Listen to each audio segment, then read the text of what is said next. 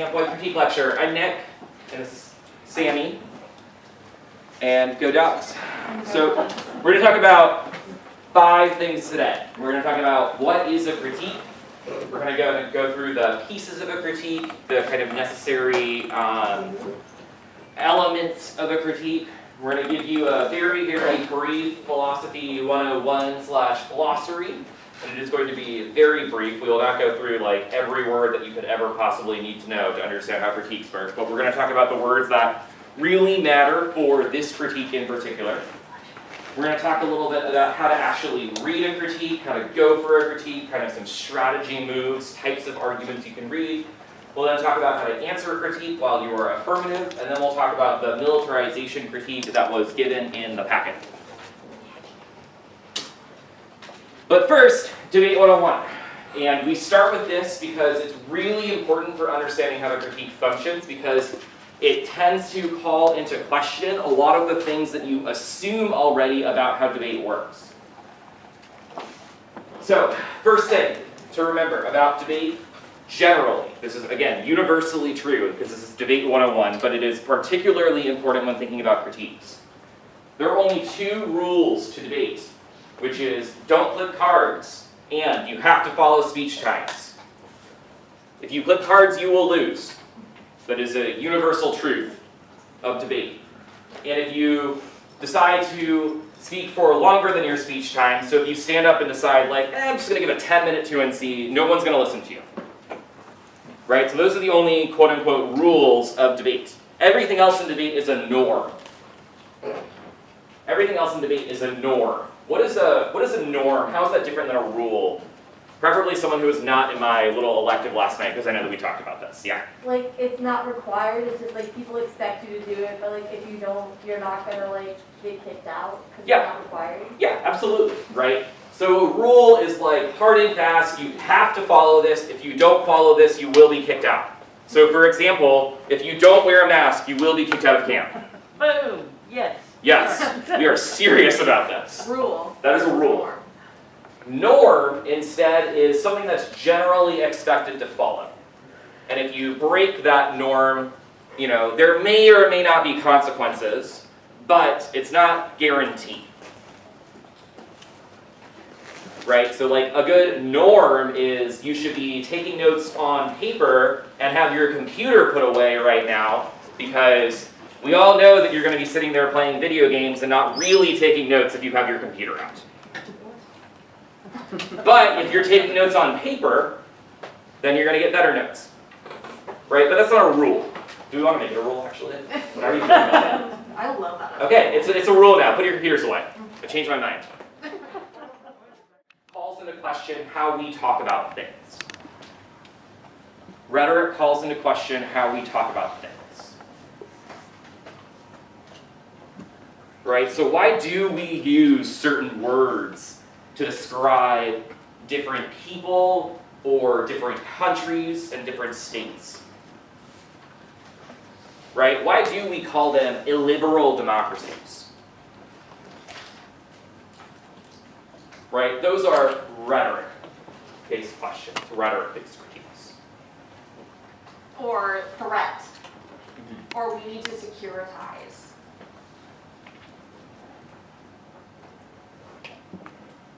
So, in classic critique fashion, remember critiques call into question all of the norms.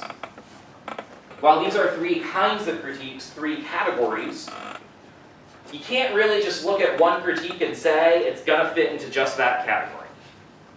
Because, you know, critiques are calling into question norms, they will call into question the norm that these are different things. Right? So a critique can't oftentimes be an epistemology argument, an ontology argument, and a rhetoric argument. Or some combination of those 3 things. Right, so we introduce these ideas, these 3 kinds of critiques, to kind of help you conceptually understand how these norms are being challenged and kind of how they are generally categorized. But it is really important to understand passage of the plan, right? The affirmative stands up and will say the U.S. should propose to NATO that there should be cyber red lines backed up by Article 5, right? And the negative will say, no, that is a bad idea, that plan should not happen. Right, that's what we mean by this first point here, right? The passage of the hypothetical plan, right? That action is good or bad. But it's also important to recognize that debate also happens in the room itself, right? We're all people. We're all saying things. We come to this space thinking and knowing certain things, believing certain things. Right? We're not just like robots who can just turn off everything else outside. Right? Debate, we all oftentimes like to think that debate is this like insulated space, like this vacuum, and it's not. Right? So it's important to recognize that debate is not only happening at this level of the hypothetical plan, but it is also happening in the room itself. Right? That, in fact, is maybe another norm that a critique will often call into question, right? This idea that debate is kind of a vacuum, that it's separated from other things around us, etc. Right? So as an argument that suggests a concept or assumption of the affirmative is problematic, a critique will oftentimes happen at both of these levels, right? Both criticizing the action of the affirmative and the kind of level of the debate itself. Everyone with me so far? Yeah, Yeah. what's your question? I've heard of like running critiques on the app. What does that mean? Let's put a pin in that one, put it in our back pocket, we'll come back to us. Please remember to ask us that question again at the end, because that is a great question and very important. Yeah. Thank you. Totally. So, a critique in general has three parts. We've got a link, we've got an impact, we've got an alternative. A link is the thing that the other side is doing that is problematic. Right? So what is that norm? What is that assumption of the affirmative that you would like to call into question? That's what the link is.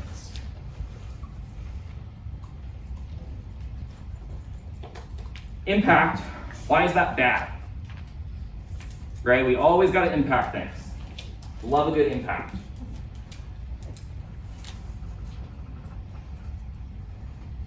And then finally is the alternative, which says, here's what should happen instead. Here's what should happen instead. Yeah.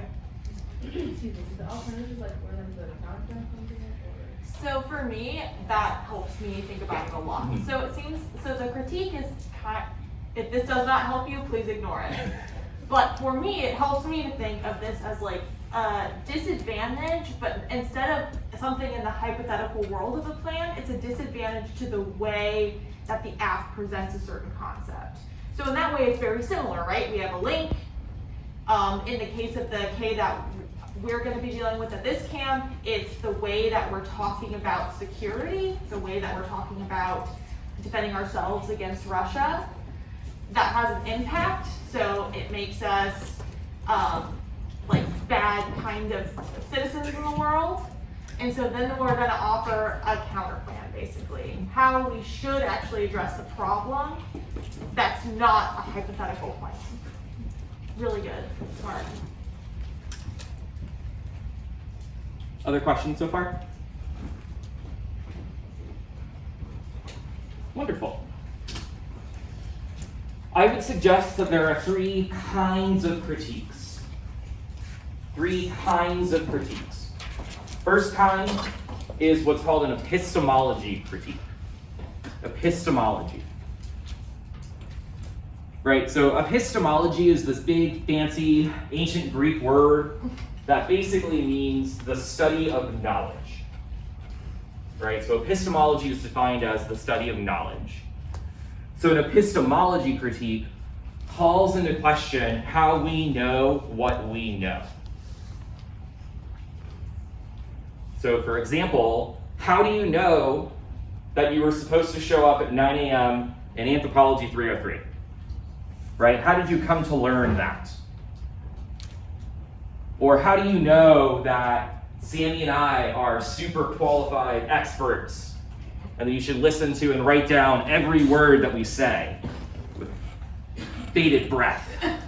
Very exciting, right? How do you know that? How have you come to know that that is how you should think about things? Right? Those are questions of epistemology. To put this in debate terms, how do we know that Russia is a threat? How have we come to learn that they are going to cyber attack the United States and that that cyber attack is going to escalate to nuclear conflict? Or how do we know that to solve that problem, we should implement a plan through the US federal government? Why is that our first move in debate?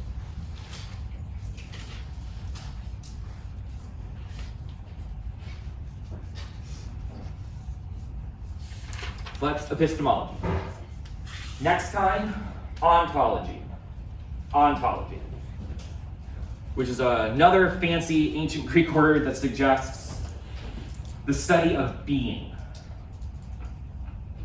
The study of being. Right? So an ontology critique calls into question, how do we come to be? Raise your hand if you've ever seen The Matrix. Okay, so this is something I can actually still say. The kids are not too young for this yet. We're getting there. A new one came out. A new one, this is true, a new one did come out. Recent. I haven't seen it, but I know it's a lot. That's all we need, That's Joe. all we need. Right? The Matrix, right? Questions of ontology. How do they know that their world is real? How do you know that you are not right now actually inside of a machine that's like feeding off your life energy to feed other machines? Right? This is actually a very famous philosophical experiment. How do you know that you are not literally just a brain inside of a vat right now, and someone else is just like poking your brain to make you think that you are having all of these experiences around you? Those are questions of ontology. Yeah. So you're bringing this brain and that idea into the debate? So people in debate don't really say this anymore, thankfully, because it's honestly kind of silly. Ontology critiques will tend to pop up in thinking about kind of prerequisites to existence. So the most common one will take an approach developed in some anti-blackness literature that suggests that the state of anti-blackness is one that is ontological. It is one that is pre-discursive. It is one that explains how all reality works. So it's a question of racial relations. Yeah. That's the most common ontology argument in debate. There are others. Like one's about gender or sex, one's about sexuality. I think that all of those questions could be in that category, but might also be in a different category. Yes, definitely. Yeah, usually ontology questions come into either identities or structures in debates. So then the third type of critique is a rhetoric critique. A rhetoric critique. I assume you all have heard the word rhetoric before, particularly in terms of politics. Right? I assume you've heard people say like, oh, Donald Trump's rhetoric, right? Or Joe Biden's rhetoric, right? Usually when people use that word, they mean it to say a really vacuous statement, right? They're like, this is meaningless. They're just blowing air. I would suggest that rhetoric is a bit more complicated than that.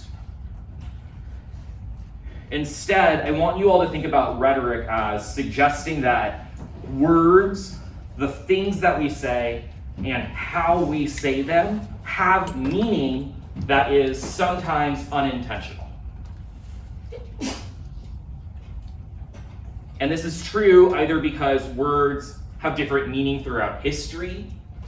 Sometimes the way that we say things kind of communicates ideas that are potentially unintentional. basically, rhetoric calls into question how we talk about things. Rhetoric calls into question how we talk about things. Right? So why do we use certain words to describe different people or... Let's keep that. Yeah. I'll ask you later. You have a lot of great questions that we are going to get back to, we promise. Sorry. No, don't apologize. They are honestly really good questions. Can you just like question like the entire like viewpoint of the West and like whether the West is whether NATO representing Western ideals is even good for the world? Yes, absolutely. Chris A., you are a K debater. Look at you, thriving. Yes. And to kind of get back to your question, that's basically what the critique is, actually, that we have for the camp. Yeah. Yeah, great cue. And we'll talk more about it. Yeah. Yeah, I was just curious. Why is it spelled that way? It's a German word for critique. And some bougie We're pretentious. debater Yeah. was like, this is a great idea. It's one of those. If you spell it with like a C and a Q-U-E, everyone's gonna know what you're talking about. I don't know, we're pretentious, that's what I got. Yeah. But it's the German word. Other questions? All right, Samantha.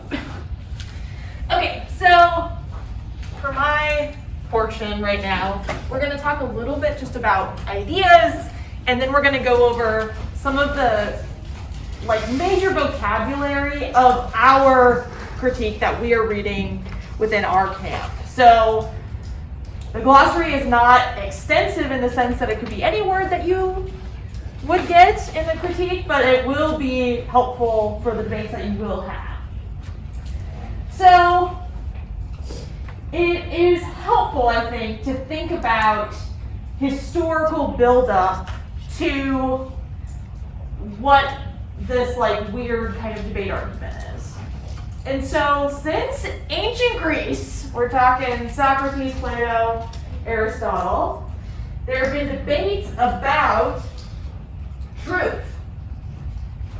So philosophers, Plato, learning from Socrates, are like, there is exactly one truth, capital T truth, and our job on the earth is to find out what that is, to try to get as close as we can as possible. Remember, he's thinking of all of the gods, plural, in ancient Greece, and he's like, we can do different practices to get to that truth. And so for him, it's what we now know as the Socratic Method. Does anybody know what the Socratic Method is? Yeah. I kind of know like the like Socratic like methods and stuff, or like lectures, or like when you have like a group discussion, or like everybody's kind of talking about it instead of just listening to one person. Okay. Does anybody want to add on to that? Yeah. And when you're in those type of discussions, you keep asking the why. Like, why do you think that? Or why is that true? Or how can you interpret the language you're speaking in another way? So good. So I think a mix of those is absolutely correct. So usually in Plato's depictions of this, it's like one person asking another person a series of questions. Like the dialogues, like It's exactly the dialogues. Alright. You're nailing it. So it's the method in which the dialogues happen. So it's a series of questions over and over again, trying to poke holes in your argument until eventually, Plato argues, we get to the truth. Okay? So at the same time, all these writings are happening, and Plato's is like, we need to do the Socratic method, we need to, come about truth, capital T truth. There's another movement happening called the sophists. Sophists as in short for sophisticated. And so there are a bunch of teachers that come in hot and are hired by Richie Riches to educate their students or their children to become politicians, higher ups in Greek society. Because suddenly there's a democracy, right? So people can persuade other people to get in places of power. And so the sophists are like, capital T truth, no, that's not a thing. there are many different kinds of truths, and we can alter that through a process of rhetorical invention. So the way we talk, the way we can persuade, determines the truth, rather than we can find it eventually.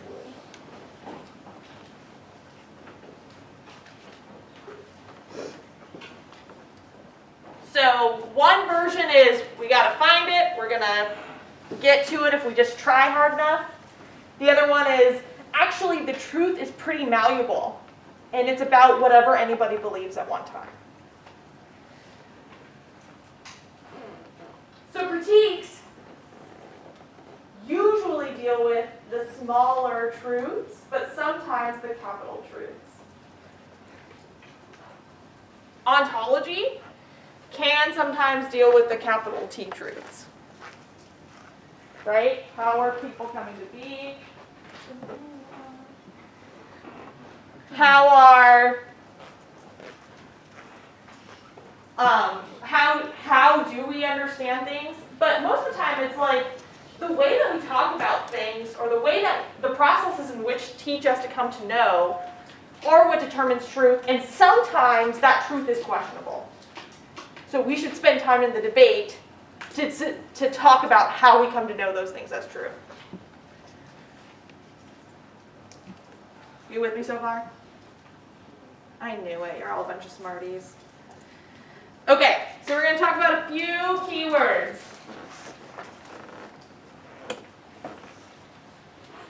If you have questions, shout them out at any time. All right, the first one is humanism. So humanism is a system of thought that attaches prime importance to human. So in the sense of, in the world, the thing that we should worry about the most are human beings. Humanist beliefs stress the potential value and goodness of human beings. So humans have the ability to make things better. They emphasize common human needs and seek solely rational ways of solving human problems. So lots of smart people that work in philosophy now, criticize the humanism because it emphasizes the rational, autonomous self, and ignores how power influences how human beings are understood. So let me give you an example. A few years ago, when we had the climate topic in college, so we were like, climate change is really bad, we need to fix climate change. There were critiques that said, the problem with how we've been addressing climate change is that it centers human beings rather than centering the whole environment itself. So that other than the human being. And that by doing that, we can find better solutions to deal with climate. Another way that humanism is critiqued is that humanism usually presumes a certain kind of subject, which is just like a way of saying a certain kind of human being. And that human being, when it's written, humanism comes from like enlightenment. So that kind of human being, what do we think? What are enlightenment people talking about? What kind of person? White? Super white. What else? They're like the educated class, and they're like men, and they have money. Yeah, they have money, they are men, yeah. They're probably religious. Or like Christian. There is, our boy Descartes is pretty religious, yes. Okay, so the rational human subject then becomes this white dude who is straight, has money, is, you know, higher up on the caste system, probably comes from like a predominant family. And so Critiques of humanism usually say, by presuming that that is the subject that can make decisions, we ignore the needs of a bunch of other people. And that kind of thinking that presumes one kind of rational subject leads to things like sexism, racism, heteronormativity, classism, anything else you can think of. The centering on the West, right, rather than local South or the East. So humanism refers to the belief that there is a certain kind of rational subject. You get Elizabeth? All right. How are we feeling about that? Good so far? Any sort of sign of life? Thank you, Jeff. Okay, so now we're going to talk about power, specifically disciplinary power. The reason why I wrote Michel Foucault up there is because your critique deals with a lot of his ideas. He's a French philosopher. He looks like an egg. He looks like an egg. Good. I feel like that is important context. Thank you, Chris. I forgot to put that on my slide. Okay. So he has a certain theory of power. And I think once you think about it, you're like, this just makes sense. So power, he says, is coupled with knowledge.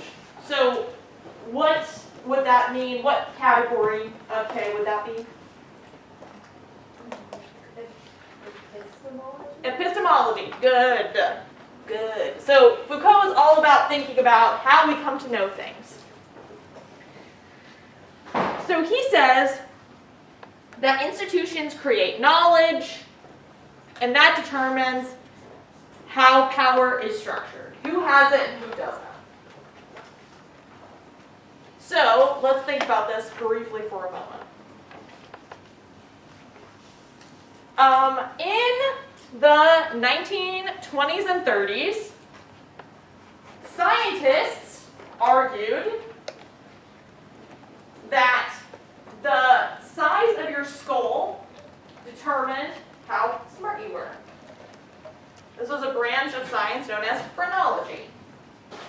They further argued that black skulls, black people whose skulls were smaller and therefore had smaller brains than white people. I know, it is so dumb. I see your face and you're right. Okay, so this happens, and because of the prominence of the people that are saying it, literal scientists, it is determined as true. It's very famous. Lots of people write about it. It's published in newspapers as a common idea of the time. Yeah? Is this kind of like the co-opting of Darwinism for social Darwinism and things? Okay. Yes, social Darwinism is happening at this time. Okay, so you can keep that same idea in mind for this.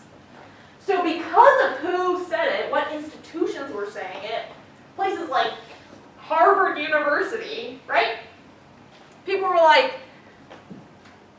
that has to be true.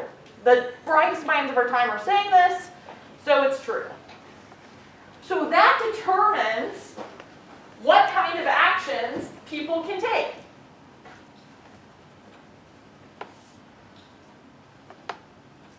It determines how we treat each other. So power, in this instance, is not static, like it's not a thing that either you have it or you don't, and that's the rest of your life. Rather, it's a complicated relationship between people that is determined by what kind of things we come to know. Do you want to talk about power productive too? Yeah. So, in the sense that power can be changed by institutions, it's productive. What would that mean? Does anybody kind of know? Yeah. Like why power is productive? Yeah. Like if certain institutions are going to favor certain people, kind of like the basic white man that we were talking about, like last slide or whatever, like, the institutions can make power productive by, like, not necessarily forcing it, because I guess it would already have happened, but like, or like just making it so that it only benefits certain people to make it what they want. Okay, so you're saying like the way that power is used? Yeah. Good. The institutions can use it to their benefit. Right. The other way is that I want to kind of emphasize is that it's produced in the sense that it's not natural. It's produced by the kinds of knowledge we introduce.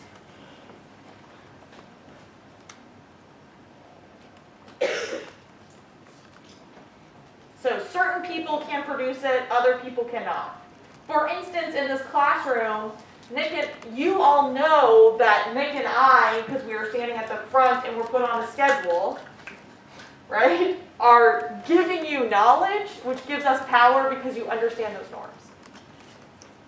Okay, so this is his larger, so if we're thinking about like, this is the umbrella part, where this is how Michel Foucault, within your critique, perceives of power largely. This is a kind of power that is talked about within your critique. Disciplinary power. So that is a separate term. Disciplinary power. Which is a particular type of power which subjects exercise over their own person, such as the application of rules of conduct and appropriate behavior. So disciplinary power is like your inner thinking, what's going on in your head. For example, you know that when I'm speaking at the front of the classroom, you're not allowed to like burst out in song. Right? You know that if you want to ask a question, you need to raise your hand. That's a form of disciplinary power that you control your own actions through the kind of knowledge that you've been taught over time. So do we see how those things connect? People in charge of institutions get to determine knowledge, which then teaches other kinds of folks how to control themselves within certain spaces and interactions with certain kinds of people.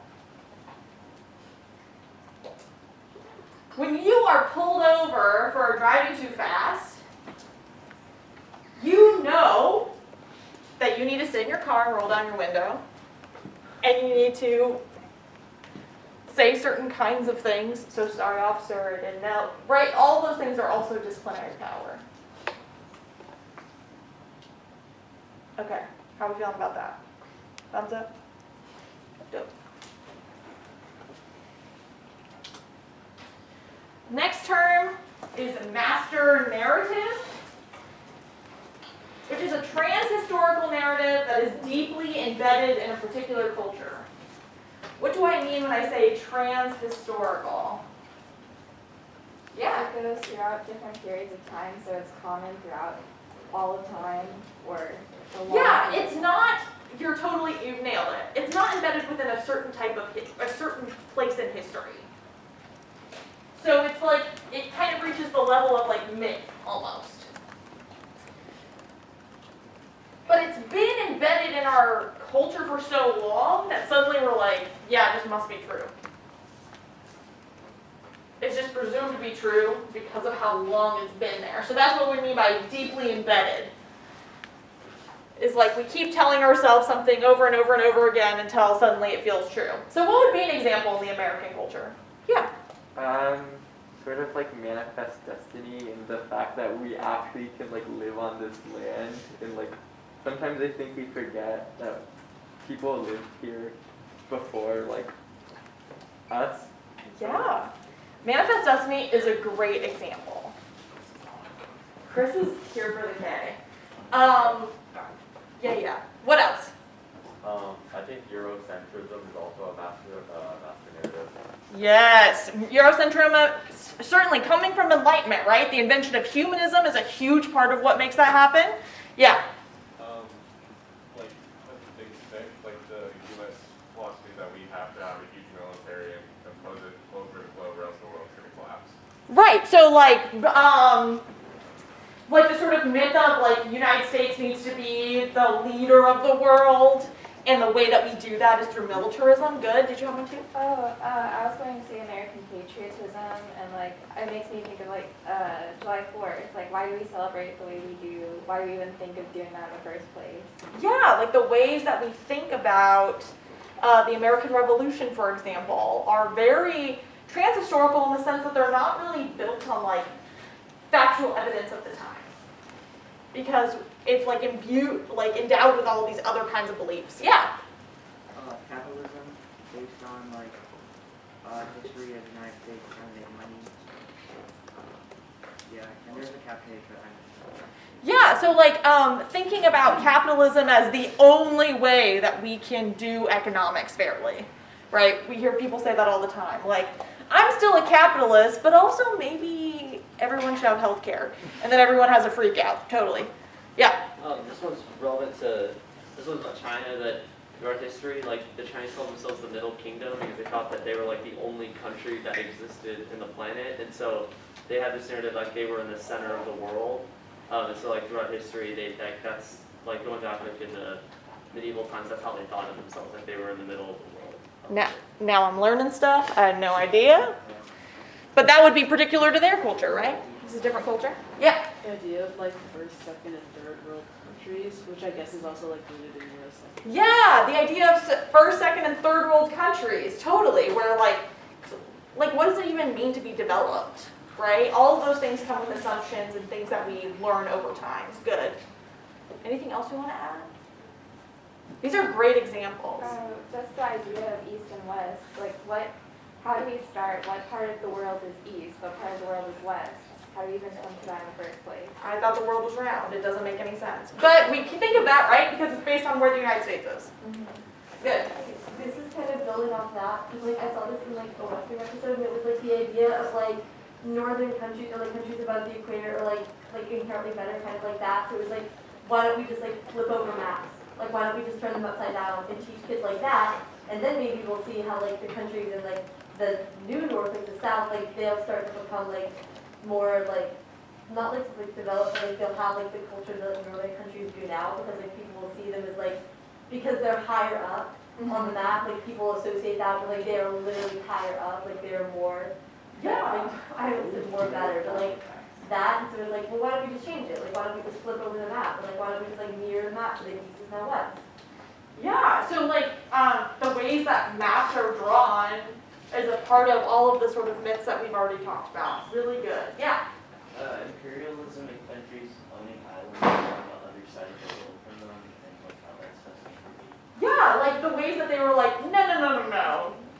We came there and we said dibs. So it's ours now, totally. But then it seems natural over time because the way that we tell history. Yeah.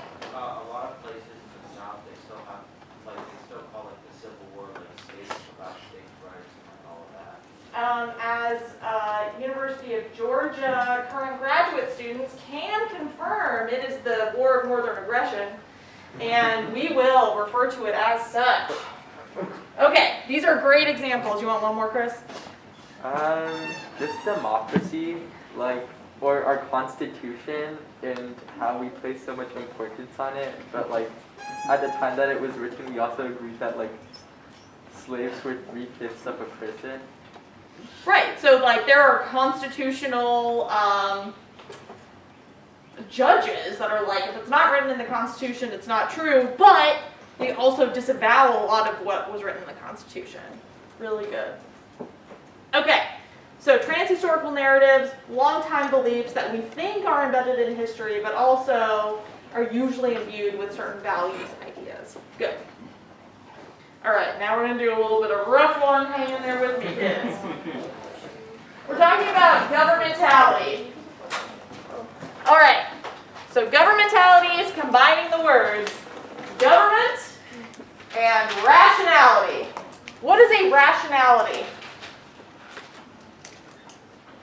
Yeah.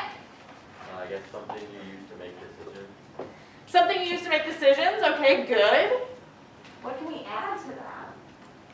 Yeah, it's like like kind of like sanity is like if you're making rational decisions, if you are a rational person, like you're not just gonna kind of decide, I guess like depending on the topic, you're not gonna be like, well then let's use brushes just for fun. Like that is not a rational decision. It means that you're not rational. But you're like, if you're like, well let's find a more peaceful solution, or let's work with NATO, that would be a rational solution. Yeah. So rationality, I think of as akin to like logic. But it is, but what this kind of critique brings into light is the fact that rationality isn't like an inherent thing that your brain does, but rather a set of learned rules that you develop over time. So, this term brings into the fact that the way that we are governed teaches us to interact in very particular ways, or to reason within very particular ways. So, rationality as a form of thinking suggests that before people or things can be controlled or managed, they must first be defined.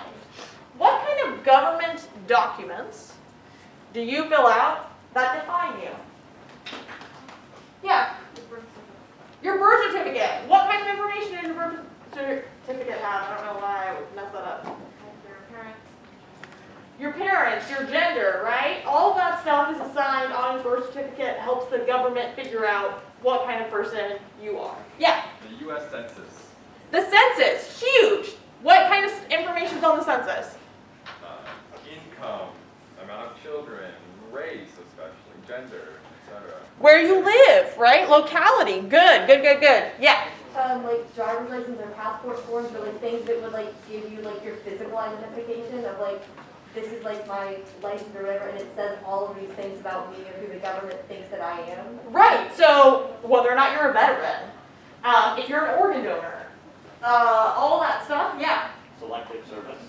Yeah. Totally. So all of these things that are kind of like mundane, everyday activities are actually ways that the government can manage and administrate certain groups of people.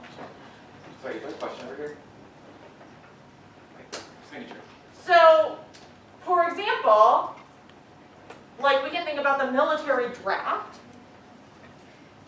If you sign that you are man on the military draft, that helped the government classify who could be drafted and who could not. Right? In the same way that levels of income determine whether or not you qualify for certain programs, or your age determines if you get Social Security. So it's a way that the government can classify you and decide how you should interact with that government, what kind of things you should and should not get.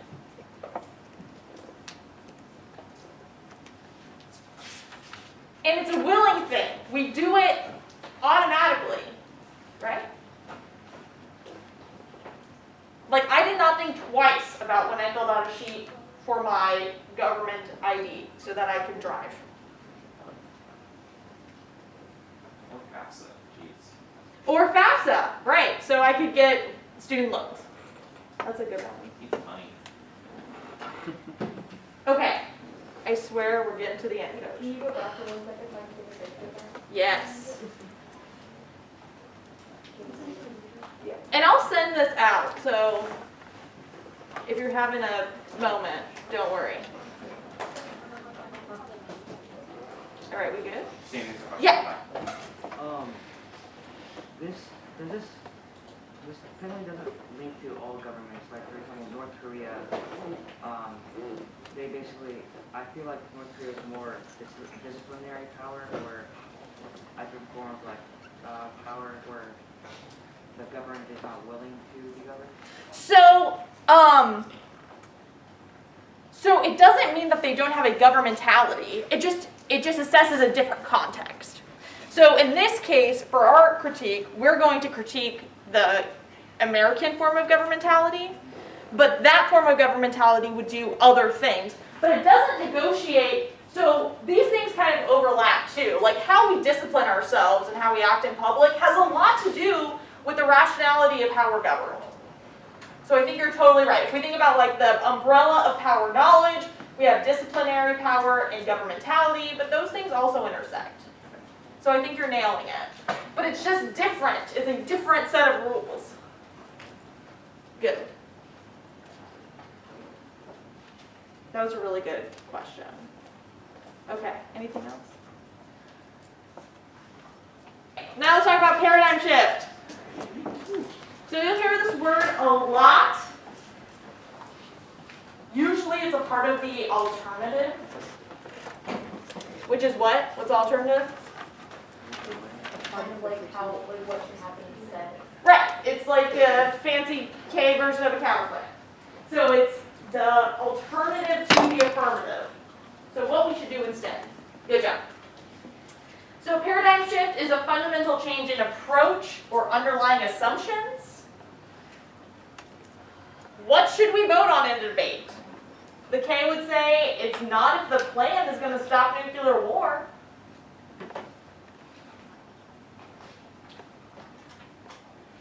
How should we solve problems? It's not going to be the United States should pass policies.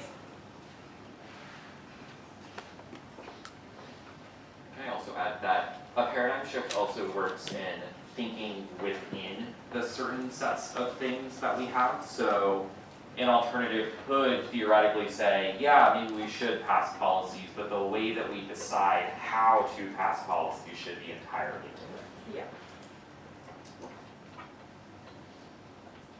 So we would have like a totally different sense of self, maybe. The governmentality would have to change. Yeah, thanks, Ben. All right, we feeling good about this one? This one you got.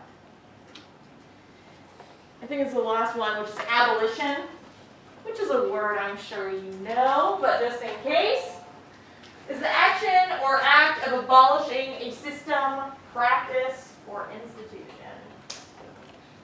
So the abolition movement in the United States in the 19th century was what? Slavery. Abolishing and slavery. Good. Smart, smart. So getting rid of the institution of slavery. Which would be, I think, all of these things, a system, practice, and institution. But abolition will be the alternative. So, hang in there. All right, you feeling good about this one? Yes. Yeah. So for things like racism, because it's like institutionalized and like systemic, how would you like abolish that system if the society's basically built on it? Like how is that something like that's feasible in a debate where like the plan is kind of like you can put in place, but like abolishing racism really is not? Yeah, so this is a great question, and one that many debates tackle. Usually they'll say something like, we need to align ourselves with the politics of abolition. Maybe abolition doesn't happen today, but if we continuously talk about aligning ourselves with such a task, we could eventually get there. So most of the time people are like, obviously we can't just like undo that today. It's like the Rome built in a day kind of thing. But we could eventually do it if we align ourselves right. Yeah. I mean, isn't there already like a movement of like prison abolition? Yes, there is, right? So prison abolition would be what? An institution, right? So just that in our society, so that could be as easy as like changing a law, right? Racism in itself is more of an idea and a practice, so that's a little harder, but prison abolition, it's just like, let's just put a different system in place. It's not that easy, but it's a little easier than the ideological one. Good. Just kidding, there's one more. Militarization. Is this the last one? Yeah. Okay, thank you. Which is the processes through which military influence and priorities are extended to civilian life. What's a civilian? Someone who's not in the military. Good. So we mere mortals, not in the military, civilians. But militarization says that suddenly civilians are now influenced by military actions or identifying with the military. What would be one example? Can somebody think of one? Yeah. Nazi Germany? Yeah, Nazi Germany, I think, is that all of the civilians suddenly were like, yeah, we're on board, we're part of the military now, we're going to identify with them. I think that's good. Yeah. I mean, I get a bunch of like US military ads that like you have like you each like a third year fighter.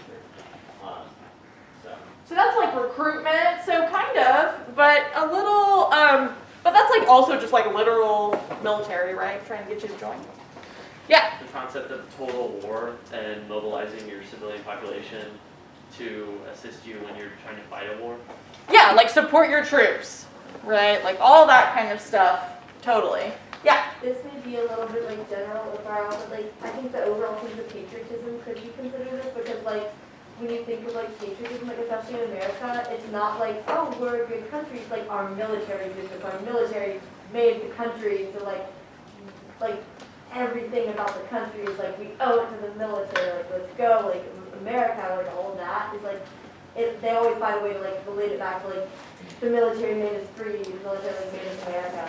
Yeah, so like an identification as an American as being supportive of the military. If you're a good American, then you support the troops, right? Good. Okay, could be misremembering this, but I'm pretty sure Israel has a requirement on adult citizens to serve in the military. Yeah, but so Cardia? that doesn't quite like do the blurring of the lines, but a little bit, right? Because then every civilian is part of the military. So I guess that is. But you see what I'm saying? Yeah. Like using private companies to help the military building weapons and supplies. Yeah, so private companies suddenly becoming part of the military through the ways that they interact, with developing certain kinds of technology or other things. Yeah. So it'd be like colonizing where you have civilians in commentary sort of territory sort of. Okay, yeah. So the ways that civilians participate in colonization, good. Yeah.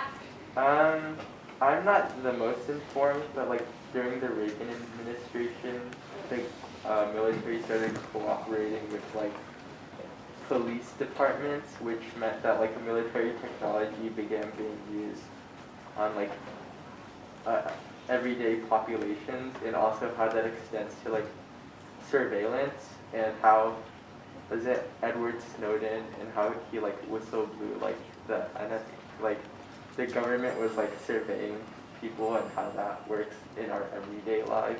Yes. Yeah, so that was going to be my example. The way in which police officers now use military technology on civilians is one other way of militarization. Yeah. Oh, yeah, kind of like going off of that, how you're like not supposed to attack civilians, right? But then in the U.S., we now treat, because the police being militarized, we treat the regular citizens, like protesters, as enemy combatants. We use the same technology against them. Yeah, so that becomes like suddenly like priorities in the ways we think about war, right? All right, we got to move past this, but keep those thoughts. If there are questions, I want to hear them. Okay. Nicholas Lepp is going to tell us how to read Go for K. Just beat him, duh. Duh. Actually, honestly, that is the first thing on here for a reason, which is that when reading the critique, I think it is a very common belief and or assumption that it's just like so radically different. It's nothing like anything you've seen before. And like, yeah, sometimes that's true, but critiques really are not all that different from other arguments that you got in debate. Like, yes, they call into question a lot of the norms and the assumptions that we believe, but like, you can just win the critique by doing line by line, doing impact calculus / comparison, saying that your impact outweighs the affirmative, saying that your alternative solves your impact, winning that the app doesn't solve their own impact. And I think that we oftentimes forget this, right? We get too wrapped up in our we gotta make the world so different kind of brains that we forget that the critique is just another argument in debate. So this is purposefully the very first thing up here. Just beat them. Do your line by line. Do impact calculus and comparison. etc., etc. Do you see my message, by the way? Cool. Second thing that I want you all to keep in mind is that you should be diversifying your link arguments. Diversifying your link arguments. The worst critiques are those that will only criticize one thing. Right? So if you stand up and are just like, yep, we're criticizing fiat this debate, you can win. It does happen quite frequently. But to make your critique even better, you should add in criticisms of other assumptions as well, right? Not just fiat, but also securitization, but also militarism, but also governmentality, etc., etc. Diversifying your links will give you extra lines of offense and extra ways of responding to and dealing with the affirmative. Okay, so you should diversify your links. But you need to make sure they are ideologically and epistemologically compatible. What I mean by that is, if you want to forward a single theory about how the world works, right? So if you're reading an ontology critique, for example, that says some certain structure or some certain identity or some certain violence explains how everything works, you can't then say, here's a different kind of violence structure, etc., that also explains how everything works. That is incompatible. That doesn't make any sense. Right? So you can't literally just like pull anything out of any random K-back file ever and just be like, cool, I got it, we got a critique now. You need to think about how these things work together. Which we're going to get a little bit more into when we talk more about the alternative. But I do want to really, really say here, like, diversify your links. Do you have a question? Cool. So, you should just beat them, and you should diversify your links. Aziz. To win on a debate, just make sure, do you have to win every single part of it, the link, impact, and alternative? So you have to win a link and an impact. You probably have to win your alternative, but that is not always 100% true. Okay, I was just like, last year the cafe was a big topic, and I mean the alternative is pretty bad, and so we want a lot of leftists link and impact. We're going to talk a little bit more about different ways to think about going for the critique that will help you deal with those things. Because, again, remember, the critique is going to call into question all of these norms, and sometimes it will call into question the norm of needing to have an alternative. Brandon. You say diversify your links. Do you mean like use different types of ontology and rhetoric links, or use all the same types but then different different issues with each one? Closer to the first one, but also kind of both. Okay. Basically, you should call into question multiple assumptions of the affirmative.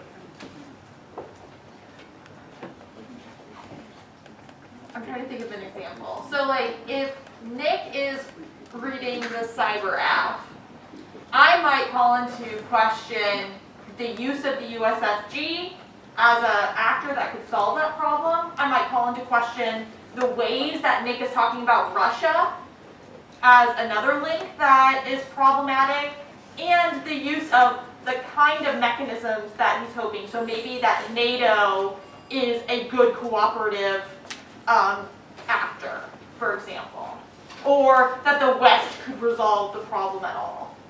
So those would be 3 different links, but that gives me choices as the debate goes on.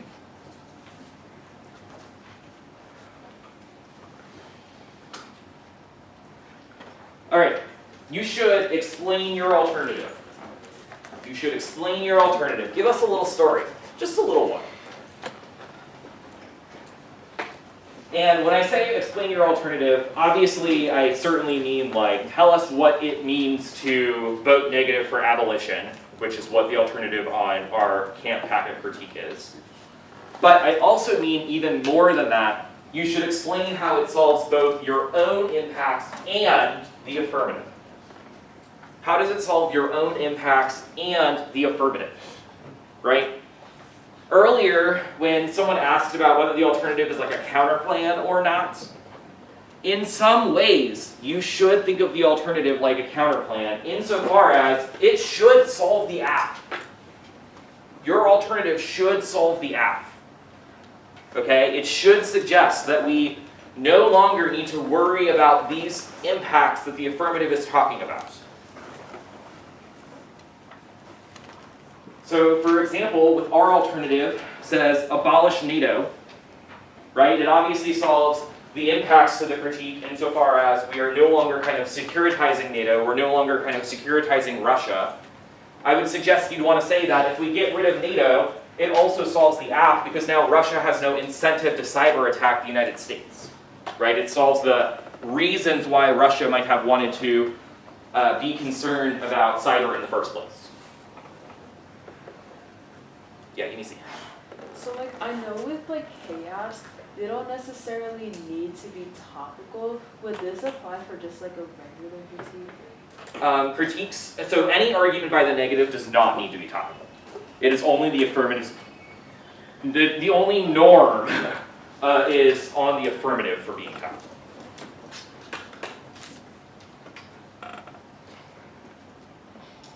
So, please explain your alternative, please explain how it solves your own impacts and the affirmative's impacts. And I think the affirmative's impacts is a thing that oftentimes gets lost in the sauce. Another way that you can read and go for a critique, which starts to get kind of toward Aziz's question about, I don't know, maybe my alternative's not very good, is by positing a different role of the ballot or decision-making model or ethical calculus. This is, calling into question the norm in debate of how the judge should decide the debate, right? Normally, when we decide debates as judges, we are voting for who we think has either, properly defended their affirmative, presented an impact, and suggested a solution, or if the negative has said, no, that's not really an impact, that's not a very good solution, right? A different role of the ballot, decision-making model, ethical calculus calls into question that norm and suggests that there should instead be a different norm or different way of deciding how debate works. Yeah, Sarah. Yes. So, back to what I asked before about research. Is it Sammi? Yeah. She said that it would take a long time. So if your critique or all your alternatives in your critique solve the app, but it will take a long time, is that still viable? Can you still use that? Yeah, totally. Absolutely. Because remember, you're also bringing into question the norm of fiat. So it's not like the plan is done, everything's solved, right? You're saying the way that we are participating right now also perpetuates a kind of knowledge, thus a power structure. So if you're voting for the alternative, we'll create better human beings that can solve the future, or we are endorsing a movement rather than the USFG that would solve that thing better. So you'd be winning probability.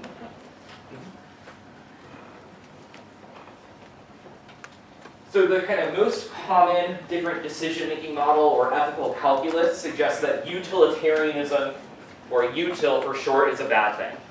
Who wants to tell me what utilitarianism is? Ted. Utilitarianism is a political philosophy that says, whatever has the best outcome is the thing that we should go for in most circumstances. Kind of. Right, so we may call into question the idea that we should care about outcomes, but generally speaking, all roles of the ballot are going to care about outcomes. Right, so we've got to be a little bit more. It says that you should try to do the most good for the most people, so if the app impact is extinction or nuclear war, you'd say that's going to hurt the most people, and you should vote to avoid that. Exactly, so utilitarianism is just as the belief that we should prioritize the most amount of good for the greatest number of people. Notice how I said the word people. This brings us back into that question of humanism that Sammi was talking about beforehand. People will criticize utilitarianism and suggest that it oftentimes forgets certain peoples, or it forgets certain beings, right? The greatest amount of good for the greatest number of beings would suggest, you should save 2 people and allow your mother to die in exchange, because that's the greatest amount of good for the greatest number of people. right? This is usually how we determine debates, right? Because it's assumed that extinction or, global mass death is the worst thing that could happen, right? That's the most harm to the most people, right? So inversely, utilitarianism, got to do the most amount of good for the most amount of people, stop extinction, right? I would say the most common different kind of ethical calculus is to say, reject that approach to doing impact work, and instead have something else. Prioritize the people who are forgotten, prioritize not people, prioritize the environment, etc., etc. But there are other ones. People will call and ask kind of method or ethic-based questions, right? So maybe representations are more important. Maybe the way that we talk about certain things or present those certain ideas should be the thing that we are most concerned about. Right? Debate doesn't leave the room. The only thing that matters from debate is what we learn from it. Are we becoming better people after we debate? Right? So maybe it shouldn't be about body counts. Maybe it shouldn't be about whether a policy is a good idea in the abstract, but it should be about how we've come to know that that policy is a good idea.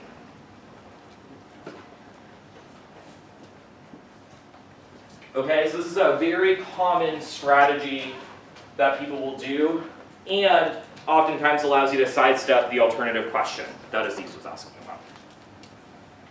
Now, I would add, by the way, that so my biggest pet peeve as a judge when judging the critique is when someone stands up and says, the role of the ballot is such and then moves on immediately. That's not an argument. What is an argument? A claim and a warrant and reasoning. If you just say the role of the ballot is such and move on, you have not introduced an argument. The role of the ballot is to vote negative. Right, like the role of the ballot is to vote for Sammi because she's awesome and just got her PhD. Done. That's more of an argument than the role of the ballot is to vote negative, because at least it has a warrant. It doesn't really have reasoning, but it's closer. Right, so you have to do the work to explain why your thing that you're suggesting comes first. In other words, you have to do impact calculus in comparison. This different role of the ballot decision-making model ethical calculus is really just a fancy K way of saying, do impact calculus in comparison, but do it by calling into question certain norms. Peter. So, should you do impact calculus in the alt debate then, or in the impact debate? Both. It's a different level of impact calculus. Right, so the thing before that I had said about just beat them, duh, it's presupposes, is the affirmative preventing extinction, does the alternative have does the critique have an extinction impact, right? Does your extinction impact, does it outweigh the affirmative's extinction impact? So thinking about the two levels of debate. Mm-hmm. So on one level, does abolition solve the impact or solve the impact of the app? On the other level, are we better human people after the debate? Does that help? Yeah. Okay.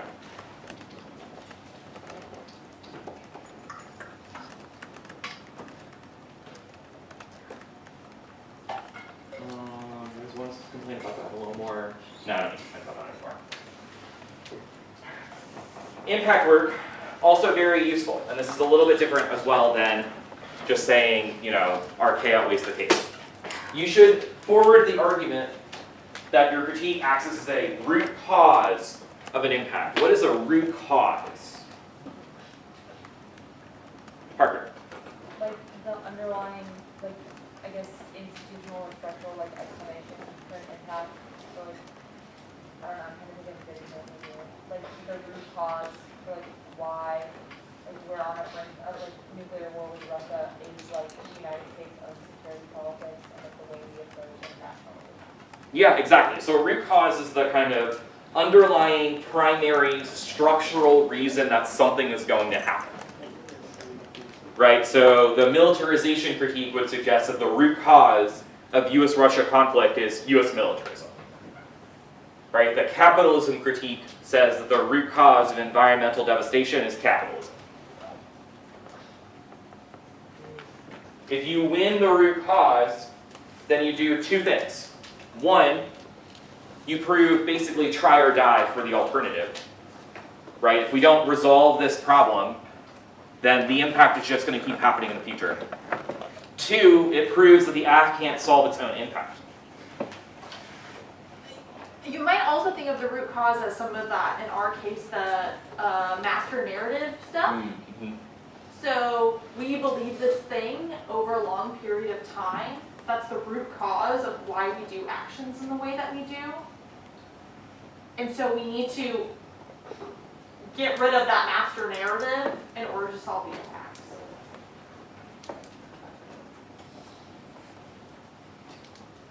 Aziz. To win the root cause, you also have to, then you also have to say, like, the stuff happening is bad, and then say, like,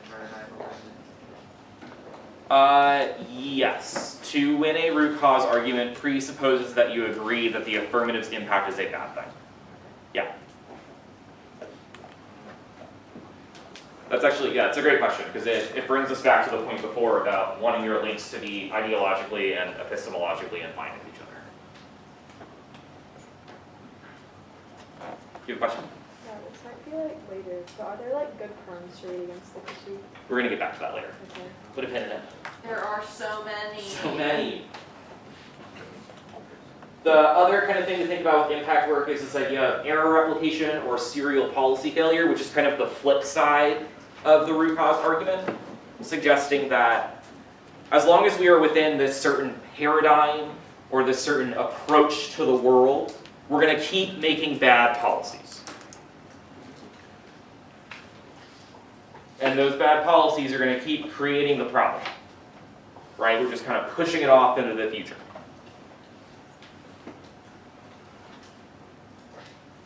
Right? So the paradigm of militarization means that we're going to keep intervening in different countries and we're going to keep creating problems.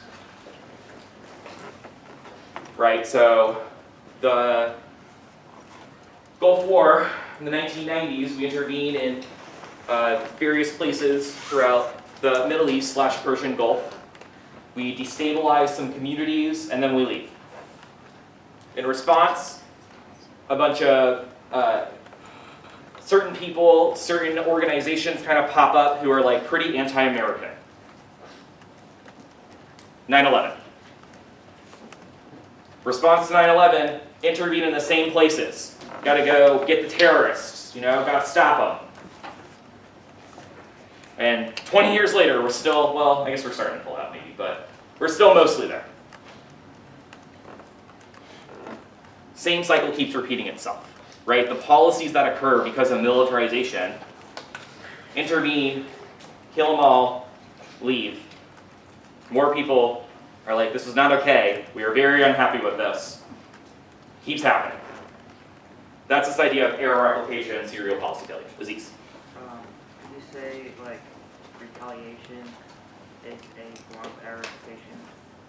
Retaliation occurs because of error replication.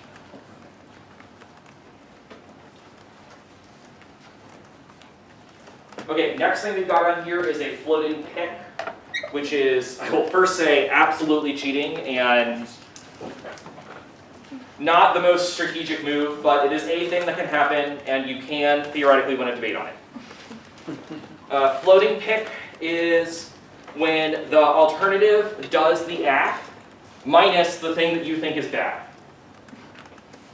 So, against our affirmative, if you were to read a floating pick with the militarization critique, you would be to say, we will have the U.S. propose to NATO this cyber red line, but we will do it without securitizing NATO and Russia. The problem with this is, A, it's absolutely cheating. Theory arguments, I think, are very persuasive against the floating pick. B, it doesn't make any sense at all. Because, as it turns out, policies and the justifications for those policies are intertwined, right? The policy that actually happens because of why we think that policy is going to happen. Which means, like, quite literally, you literally could not do that. But it is a debate thing. It has won debates. It can theoretically win you debates in the future. Got it. Are word picks like just as theoretically dubious as the example that you just mentioned? Yes and no. So a word pick out of a word in a plain text that has a both functional and textual justification for that pick, I think is pretty reasonable. But a word pick that's like, hey, an underlying portion of your card said this word and we don't like that word, that's probably not okay. Chris? Wait, could you like restate sort of the idea of floating? Yeah, so the idea of a floating pick says, let's do all of the affirmative except for this thing that we're criticizing. Right, so let's do your affirmative except we're going to make it good. It is very dubious insofar as it both does not make sense and is definitely not theoretically legitimate. But it is a, what we oftentimes call a K-trick, which, as the word trick implies, you know, something that you can kind of like hide in your arguments, and if the affirmative drops it, you drop it. I don't know. Eleanor, right? Yes. What does the floating part mean, and are there like picks without that are like not floating? So the floating part is just a fancy way of saying there's not a text for your alternative that says let's do the affirmative minus this thing. It's floating. It's like dubious and like weird and all over the place, and that's kind of what it means. People have read critiques that are or picks that are not floating. It does happen sometimes. I would also be a little bit skeptical of this generally. Yeah. In what situation would you like theoretically choose to read a floating pick? So the one time that I ever read a floating pick was when I knew I was losing this debate hardcore, and I was like, well, maybe they'll drop it, and like maybe I can trick someone into voting for me. It did not work. The only time I think that it's worthwhile to have a floating pick is if you want to just like kind of hide it in your block and like in the block and hope that the F drops it. I don't really think it's worthwhile that much. Though. Sounds good. Yeah. Parker. Okay, back to Johnny's question about word picks. Yeah. Okay, what if it's like a word that's not in the plain text, but it's like used a lot in like card tags and like text the cards in the one you see? So I personally think that competition for critiques and counterplans is determined based off of the plan text. Not everyone agrees with me. So there are arguments to be made that that is legitimate. It's a debate to be had. And that could be a link. That could be a link. So like, for example, there are like teams who read like a K that deals with gender, and somebody has a bunch of cards that say we need to save our men over and over and over again, men fighting our wars, blah blah blah. They might say that is a link to our K that's talking about the invisibility of women from military, whatever. I'm just making this up. Does that make sense? Yeah. So it wouldn't be a word pick necessarily, but it would be a link. Right, like rhetoric arguments. You can make rhetoric arguments without picking out of it.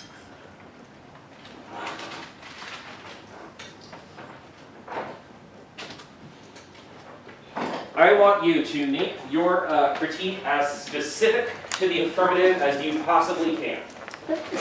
The more generic that your critique is, the easier it is for the affirmative to beat it. Right?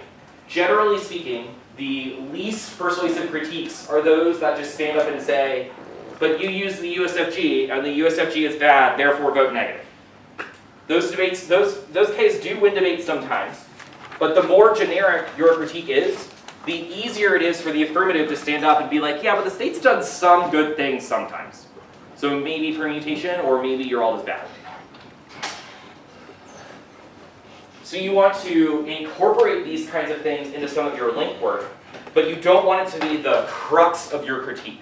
You want your critique to be as specific to the affirmative as you possibly can.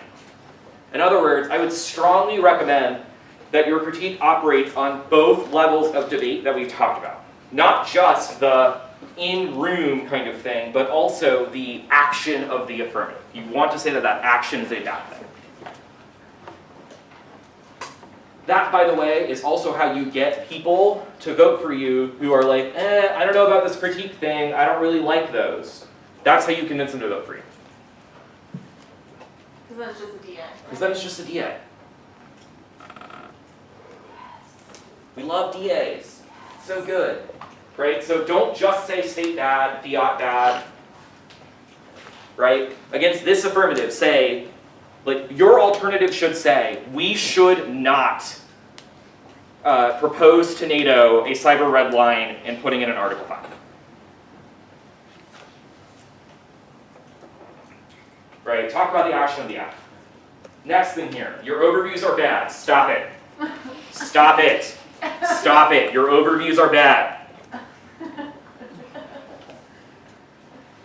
I understand the thesis of the militarism critique. I understand the thesis of the capitalism critique. You do not need to stand up and ramble about that for 7 minutes in your 2NC. Instead, you need to do line by line. You need to put your arguments against the affirmative's arguments and make them specific to what the affirmative is saying. Because that is how, in all forms of debate, you get good.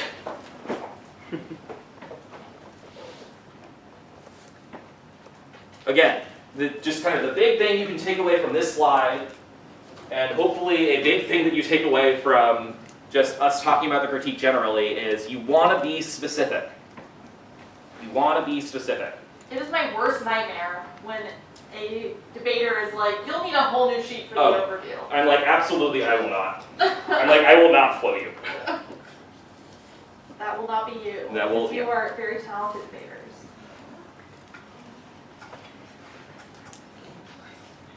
So, like, the affirmative is going to stand up and posit there is no link, or there is no impact to the critique. You should answer those things on the line by line and explain your link or your impact or your alternative in those places.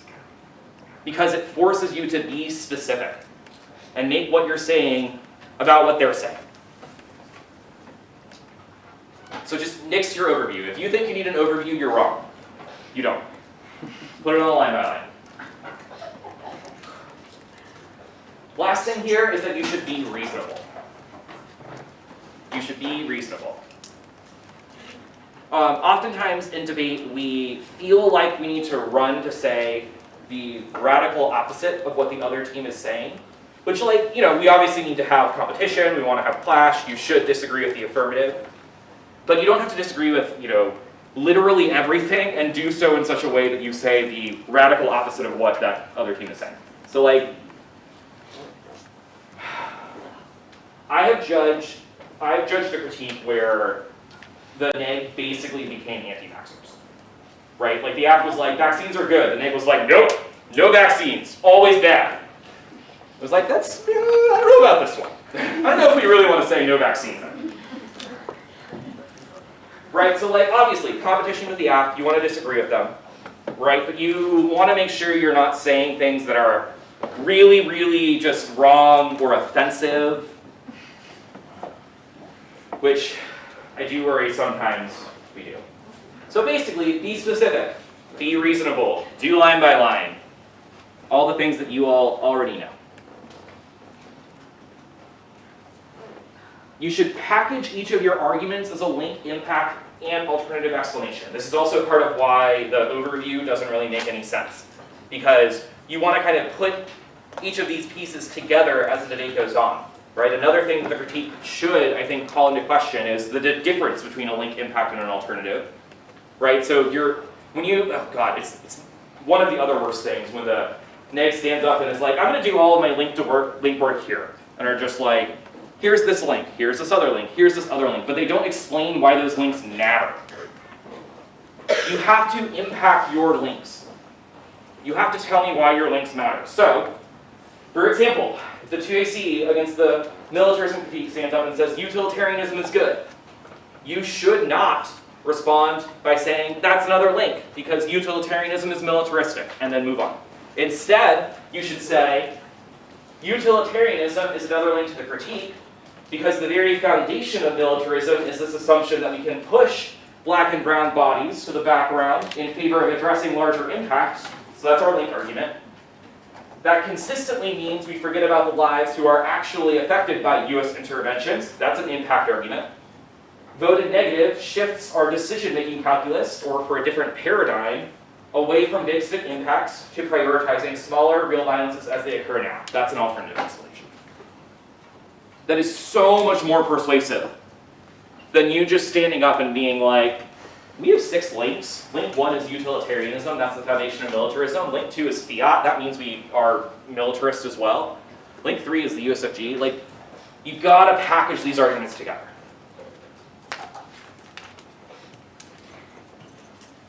And in order to package those arguments together, you've got to do it on the line level. Yes, right here. How many links are you gonna have in a K debate? It's really up to you. I would suggest having more than one. Mm-hmm. I would suggest probably at least 3 or 4, but it's really up to you. How many are there for the packet argument, or how many could there be? I don't know. More than one for sure. Yeah. There's a whole section. Okay. Thank you. Parker.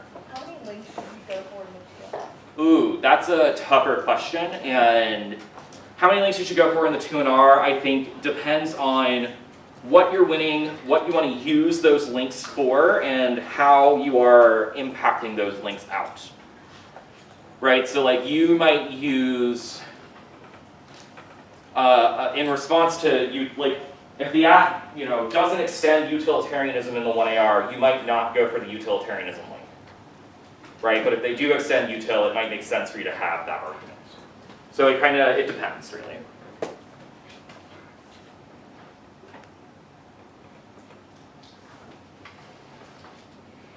Okay, that's the end of this section. Someone asked me a question about how to read or go for a critique. Yes? Is it something you go for in the 1NC? Or? Yes, you should introduce the critique in the 1NC. It would just be one of your off-case positions.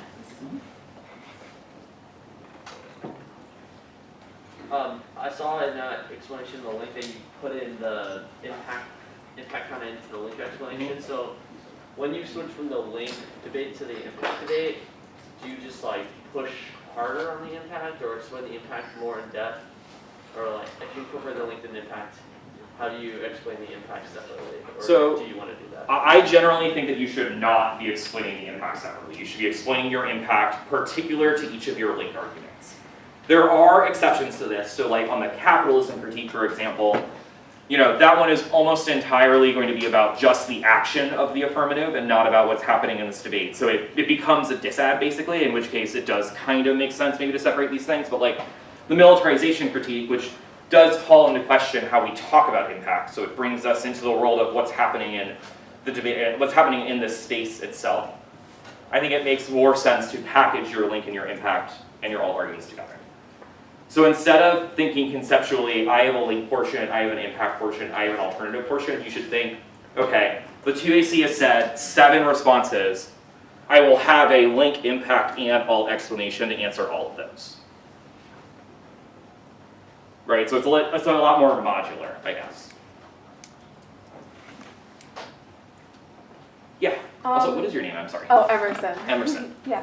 I know that for topicality arguments, those are a priori. A is the critique a priori, and then B, how do you kick the critique, or do you need to? So the critique, I don't know if a priori is the right word necessarily to describe it, but you can make the argument that it is a prior question, which is actually literally what a priori translates to, but you can make the argument that it is the thing you decide before deciding the action of the affirmative, that is something that a critique can forward. It is not something that a critique has to forward. Okay. That sounds good. And then your question of how do you pick what critique to read? Yeah. I think it depends on your interests and the topic. The best K debaters will read a lot of the things that they are actually interested in. So part of why Sammi gave this definition section is because she's read all of Foucault a billion times, and I've only read some of Foucault, and I do not know it anywhere near as much as her. Right? So she's way more qualified to talk about that kind of stuff than me. Yeah. Same basic idea with how the critique works in debate. And you just want things with links. Yeah, we want links. We love links. Links are so good. Sounds good. Thank you. You're welcome. Question, Aaron, or are you just stretching? Okay. Cool. So Nick has probably persuaded you through our conversation that the K is impossible to beat. But we will say differently. Okay, no matter what, if you are affirmative against the K, you must win. The case outweighs. Unless you're going for some dumb theory argument, but we're ignoring that. The case outweighs. What does it mean to say that the case outweighs? Yeah. Like, sure, there's a fundamental problem, but we still stop, like, a nuclear impact. Right. So, like, okay, you're saying that util is bad, but also, usually the first people to die in war are poorer, disadvantaged people. So util is actually not that bad of a calculus in that case. It's not going to be the richy riches and their nuclear bomb shelters that are going to die. Right? Case outweighs. So that's the first thing. Yeah. How would you win case outweighs if they say that their critique axis is the root cause? You It doesn't. The first answer is it doesn't. And just like realism arguments, I think are pretty good here. So, like, there is not a world in which we do not have global power. If the United States stopped being the hegemon, for example, it's not as if Russia's going to sign on to the abolition movement. So we need policies that work in the real world as it is. And furthermore, right, the second level of debate, the in-debate debate, learning the process of how policy is written and works in the world is important so we can be, you'll hear this phrase a lot, better decision makers.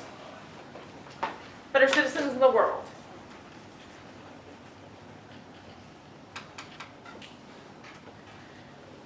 The next argument on here is a framework argument. If you want to know more about framework, I'm going to be talking about it tonight in a selective. This is your time to shine. Framework is just the debate about debate. It's the meta-debate part. So how should debate occur?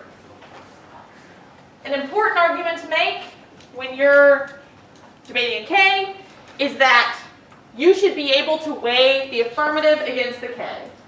This is important because the K is going to make arguments that maybe we should prioritize the debate space, for example.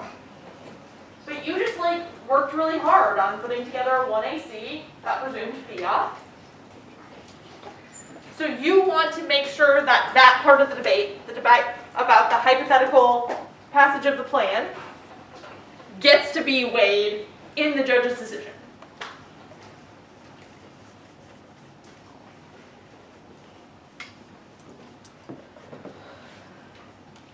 Third thing, impact term. This is the same as ENDI. As approach in the world is not correct. Why did we write that? It's incorrect. The approach to the world is correct. We Oh, are the right, as we are word, we already affirmed Yeah, it. we Sorry, already I was like, I'm sorry. Yeah, our approach to the world is correct. And so we should not endorse the way that they're saying, turn their impact. We do want to be careful about what impacts we decide to turn. Please do not say anything that is blatantly offensive or atrocious. Remember that we can say that the axe approach to the world is correct without saying terribly offensive things. So what's an example of an impact turn in this case? Capitalism is good. Capitalism is good. Securitization is good. Russia is a threat. And we do got to deter them. We can say those things. I'm allergic to bad impact turns too. Neat. That's so true. Alt takeout, so the alternative doesn't solve, right? Alternative doesn't solve the impacts of the app. Nuclear war happens before we can do abolition.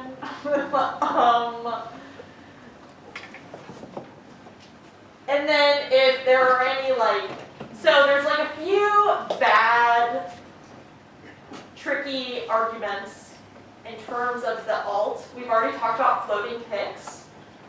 That's a place where you might make theory arguments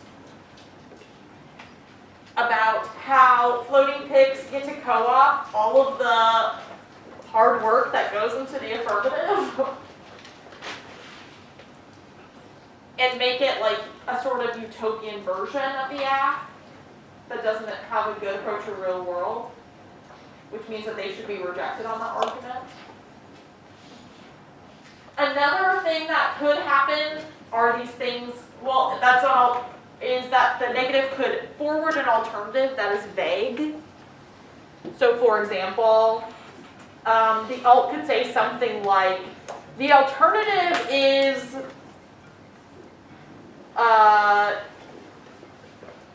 reject securitization. That means literally nothing. That like means nothing. What does that mean? What are we doing? What's the action? The reason why that's strategic for a negative team is because they get to, if they're not called out on it, could change it from speech to speech. So like in the 1 and C, they're like, the alt is reject securitization. They read like some sort of card. And then in the block, after they hear the answers to, in the 2AC, right, that says securitization is good, it does these things, then they get to say, oh, rejecting securitization doesn't do the really good things. It's just an approach, or it just does these things. They get to change what the alt is. So you can make a theory argument that says vague alternatives are bad because we don't know what we're debating, and they can use our offensive arguments against us. Yes? How specific does an alternative need to be, or like what is the threshold to read a vague alt bad kind of argument? So I think in all alternative we have like straight up a solvency advocate. That's like a pretty good like way to do it. If in cross-ex they say, like you ask like, hello, what does the alternative do? And they're like, well, you know, it's like a sensibility. It's an aptitude. Yeah. Okay. You have to be, then that's a pretty good time to be like, we have literally no idea what the alt does. Okay. Thank you. If you can't say what you're supposed to do after the round, it's probably vague. Next, no matter what the debate is, well, no, I'll say that. Most of the time, 99% of the time, you should make some kind of perm argument. Remember, a permutation is a magical thing if you're affirmative, because you get to convince the judge that they get a vote for both teams. Look, judge, they have good ideas. So permutation is a magical third option in which the judge gets to say, I just loved everybody's ideas. They were so good, and I want to vote for all the teams.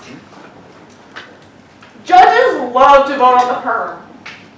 It takes like 0 seconds to be like, I liked their ideas, but I also liked the affirmative. Great, I'll do it all.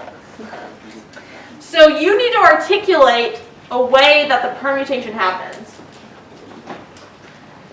So permutation is like a little story of how the thought process of desecuritization could still happen within the plan.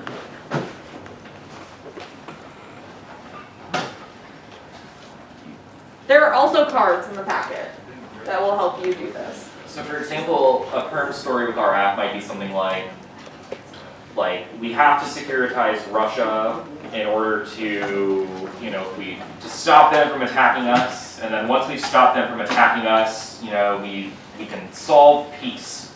Then we can stop securitizing. Right, so like all of those cards that you already read that say that Russia will escalate if we do not put in red lines, helps you articulate your perm argument, right? We have already read cards that indicate that Russia will escalate no matter what, and so the alternative literally cannot happen until we do the plan. What's our favorite catchphrase? We gotta escalate to de-escalate, my friends. Got to do it. All right, does that make sense? And then impact defense. Their impact doesn't happen. It's not real. Securitization doesn't cause war. Securitization doesn't cause war. It actually stops war. Don't you have cards on the long piece? This is your time to shine. Sounds like that cross applies. Jace, give us a question. Yes. Where's the link level in this order? We should have had that on there. We don't have it. You're right, we don't. Our flows are bad. No. It is purposefully not on here because while you can and oftentimes should forward a no link argument, you're probably not going to win it, which is something we're going to talk about on the next slide. Is it on this slide or is it on the next slide? It's on one of these slides. We got it. But you're right. So basically, the TLDR, I'll give you right now, is usually there is a link. Like it might not be that good, but usually there is a link. So while you'll also forward a no link argument, I wouldn't rest your case on that. This is a good moment to remember the even if statements. So we don't think they have a link because, blah, blah, even though we're definitely securitizing. But let's say that you say it. Then you would even say, but even if they had the link, we still win on our impact outweighs, the permutation, whatever. Okay, so you need offense. So you have to win that case outweighs. Just write that little cute note for yourself on top of every speech. You need to make case outweighs arguments. If you do not get your case, you cannot win the debate. That's all you have, right?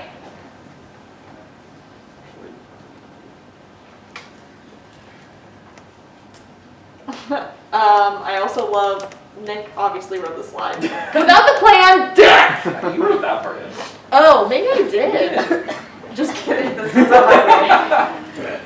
Death! No education, debate is bad, everything is on fire.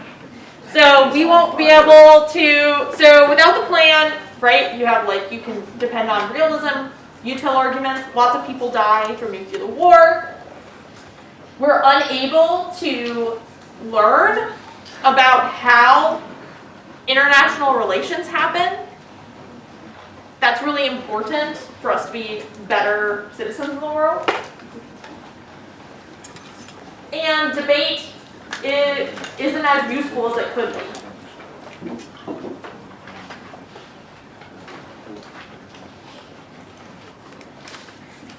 And then here are some things to just kind of think about. If you're reading a hard right app, so like hedge super good, there's just no use in saying that the perm works because you can't like simultaneously like stop securitizing in the world of the hard right app. They're going to win a link. Yeah. It is, so to maybe counter, I guess, what we literally just said about the permutation. Like, they are going to win that there's a link to the securitization mechanic. It's just, you're not going to win a no link argument. It's just, yeah. It's a losing battle. It is not the right move.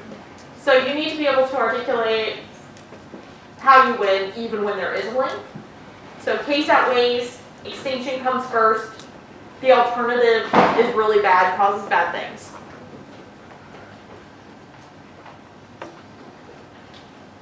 Like nuclear war still happens, for example. Real bad. Nuclear war is awful. So bad. So bad.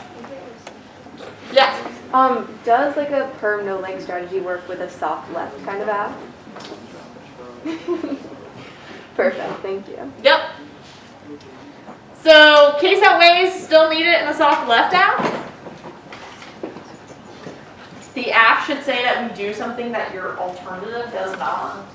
So for example, like the importance of having a policy proposal that incorporates the ideas of the alternative. And the permutation, which we just talked about through like Nick's example of what the perm could be. There can still be a link. and a permutation. You can have both of the things. Yes? I mean, oftentimes neg teams will stand up and say like every link is a disadvantage to the firm. Yeah. And that is something I have never either understood or really been able to answer. This is great. This is a good cue. So when a team says every link is a disadvantage to the perm, what they're trying to say is that like the links somehow discredit the permutation. So like perpetuating the links is bad, and the permutation would necessarily have to do that. So you just basically have to say that doesn't matter, like just basic like impact defense. So you can kind of think of it this way, Parker. Remember, a permutation is a test of whether we can combine the affirmative and the alternative. Right? Much like with the counterplan, it says we can do both plan and the counterplan. Right? So it's not really a link question. It's a, can we do both the good things that we've said are good? Right? There can still be links, and we can still do both those good things together. This also, side note, is why I said before that one of the least persuasive moves when you're reading a critique is to just stand up and be like, I have all of my link work here, and then you separate the link from the impact work. It's because if you keep those links and those impacts separated from each other, it's way easier if we have to stand up and be like, yeah, we link, but who cares? Yes. Okay, great. Got the thumbs up. Okay, the last is just to be reasonable. For example, you cannot say that we are going to do abolition and the plan at the same time. That doesn't make any sense. We'd be abolishing the thing that's doing the plan. That doesn't make any sense. Yeah. What's the difference between like off hard right and off left half?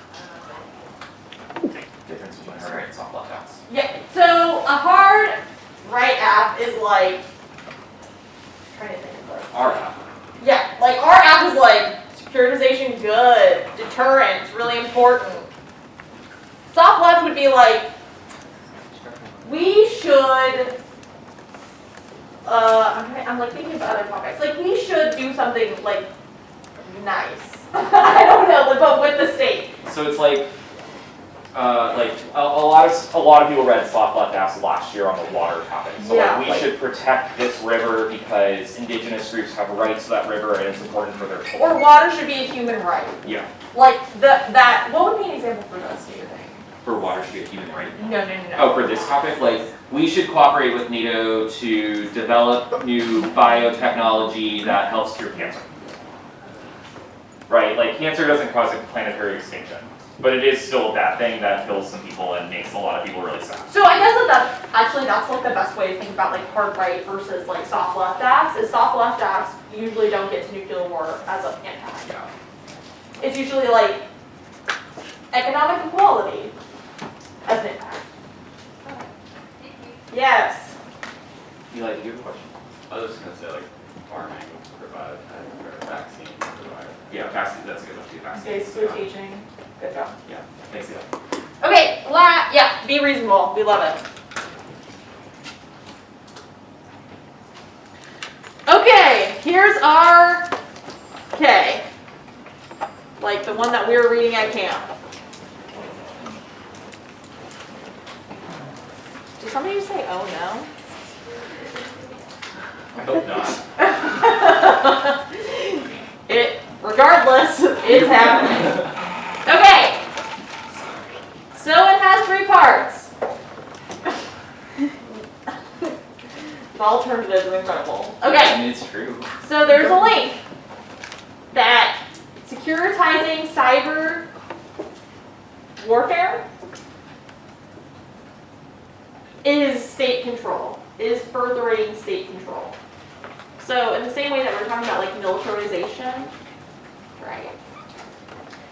Making cyber warfare like more integrated within Article 5 allows for the states to have more of a say in things that are normally outside of state control. Okay. The impact is nuclear war. Get the same impact. Incredible. So if we continue the cycle of securitizing, kind of like what Nick was saying with his example, we're going to continue to escalate, basically. It's basically questioning the premise of escalate to de-escalate as a thesis. It's saying eventually, as we continue to up the ante, eventually there will be some sort of strike.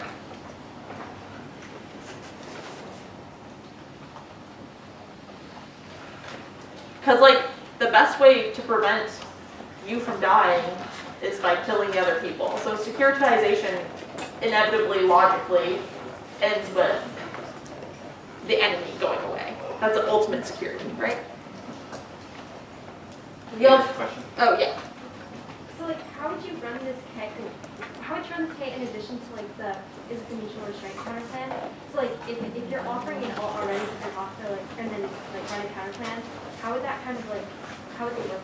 This is a great question. So as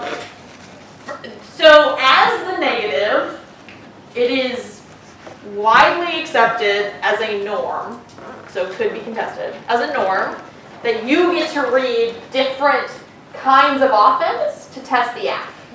They don't have to all agree with each other. So you can't go for both of them in the 2NR, but in the block, you could still use that and then decide which one has the best chance of winning, and then go for that in 2NR. Conditionality's good. Okay, those are good. Yeah. Yeah. That's we talked about yesterday. it's a theory argument of conditionality. Yeah. Yes. So is there a distinction between militarization and securitization, or are they pretty similar? Well, so I think that to securitize you need to militarize, but securitization is. Did you say yes? Yeah, I agree. Oh yeah. I was like, wait, are we gonna have a throwdown right now? So securitize means that you're kind of keeping your borders and making sure that all of your people are safe. So it doesn't. So that could rationalize a lot of things like expansionism, but it usually doesn't refer to that. It refers to oh, we're going to make sure our borders are good and safe, which means that we need to up our military to make sure that that happens. But militarization could also lead to other things, like colonialization, for example. Yeah. You mentioned the escalate to de-escalate strategy or doctrine.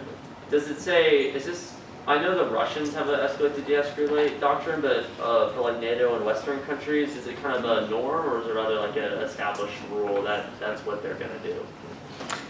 It's a theory of military strategy, I would say. So they are going to do it in order to respond, but they make it known so that other people understand why they're doing it. Does that make sense? So if suddenly the United States was oh, here we're upping our arsenal by 100-fold, and they don't say that their policy is to escalate to de-escalate, then suddenly it looks like they're just about to escalate. Does that make sense? Yeah. Okay. My question is kind of on the link part. So I remember you mentioned earlier that a lot of Ks are based off epistemology and rhetoric, and what was read in the 1AC. So how do we get from what was read in the round in the 1AC to this huge external impact of nuclear war? So good. So let's first start with your question of what kind of K is this? What do we think? Yeah. This is the K part. Okay, why? Because we can talk about your discussions of cyber warfare are that. Yeah, so the way that we talk about cyber warfare is securitizing. Good. You got anything else? I think it could be skewed as innocence analysis. I think that both of them are right. So also the ways that, remember when we talked about governmentality? The ways that we come to know how to interact with the state also make securitization of common logic. It's the first rational thing we would want to do. Oh, Russia might come to war with us, well then we need to make sure that our all kinds of borders, including cyber, are secure, because we can see that they're escalating. So we need to make sure that that happens. So it's questioning both the logic and the way that we talk about things. Good. Can I also add to this? I think something that is implicit within this kind of critique, and I think implicit within epistemology and rhetoric case generally, is that the way that we talk about the world, or the way that we come to understand how the world works, influences the actions that actually happen. So, if this policy were to be proposed to Congress for these reasons, the policy that gets enacted is one that has the material effect of causing nuclear war. Like a rep-shaped reality kind of thing? Basically. I hate the term reps, but yes, that's about right. The way we talk about it manifests in the actions that we do. Yeah. Yeah.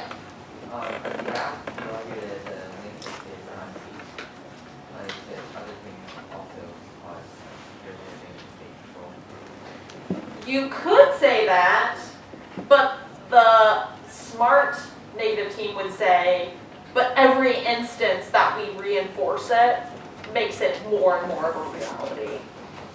So we need to reject it in every instance, and we're rejecting it now in the instance of the affirmative. We get over there? Everybody feel good? Okay, what is our plan? What's our plan for what? Just, are we now reading her? Yeah, let's go over some cards real quick. Okay. Did we talk about the alt? Oh, the alt is, I think it's abolition, isn't it? Yeah, it's abolition. So instead of securitizing, let's desecuritize. Let's do the opposite thing of what you're doing. Do not do that. The alt card is attached to a very specific movement, so you have a pretty good solvency advocate, which is good. So it's not just like, and the alternative is like, don't do that thing. It's, don't do that thing in this way. Yes? So it's not like abolish NATO, or? I don't think it's abolish all militarization. And then I think there's a part that says NATO should do like nice things. I think that the actual text of the card would defend abolishing NATO. It's not in our tag, and so I think if you want to be a weird, fun cativator, I would in cross-examination not defend abolishing NATO, but then decide later on if you're actually going to or not. Be vague. That could be a result of the alternative, would be a way I'd say it. Okay, let's put this in context.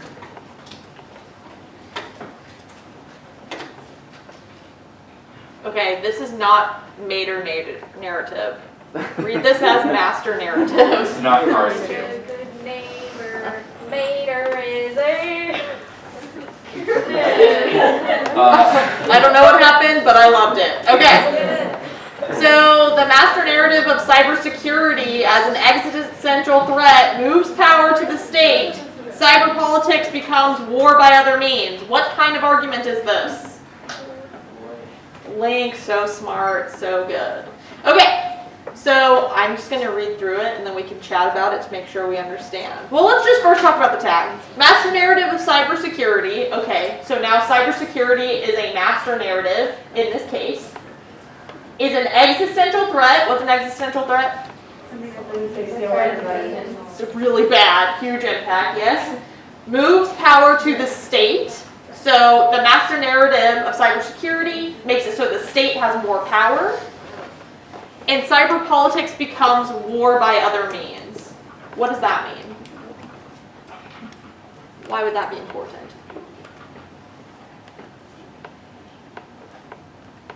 Yes. Like, when it says war by other means, it may be, like, referring to, like, instead of, like, a cyber war, it's like, oh, it's gonna escalate to, like, an in-person war, or, like a war by different means, or, like, a physical war, or, like, a nuclear war, it's, like, inherently worse, because, like, if you're sending nukes at each other, it's probably worse than a cyber attack. So you're right in the sense that that is a result of the act, but I think that this thing is actually kind of saying the opposite of your thing. Which is to say that now war isn't just war in that sense of like nuclear war, troops on the ground. We're extending war into a new territory, which is cyberspace. Does that make sense? So like war wasn't there before, but now it is because of the master narrative of cybersecurity. Okay, so here's our card. So, cybersecurity is characterized as fearful and inevitable. Cybersecurity was positioned as a threat internal experts were positioned as guards. Okay, why is this part important? Think about knowledge power. Who gets to create the knowledge which creates the power? Yes. Institutions. Okay, so now we're identifying the institution that's in power here, right? Which are the people that are in charge of cybersecurity. Suddenly they're experts. We look to them to decide what we ought to do. Good.